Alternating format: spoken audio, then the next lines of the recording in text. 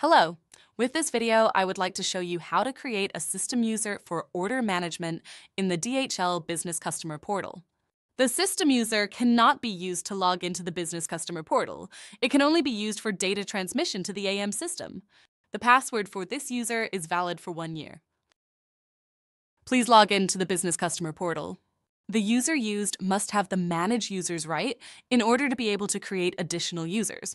Once you have logged in, please select your name in the top right-hand corner and a menu will appear. Here, please select Manage Users. You will now be taken to the user overview. Please select the Create New User button here. The input mask for creating a new user appears. Please complete all mandatory fields.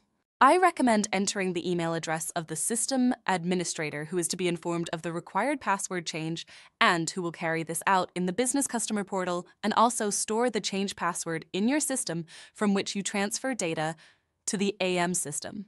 Select the entry System User as the user type. In the Authorizations area, please select the Order Management function.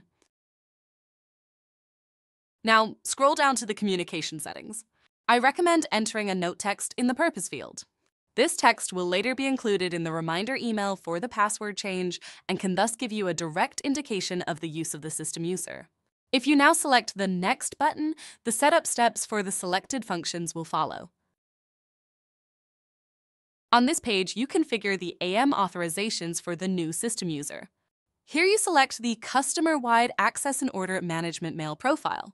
In the next step, select the corresponding role for order management. Here you select Search and Create. This completes the configuration of the AM system user.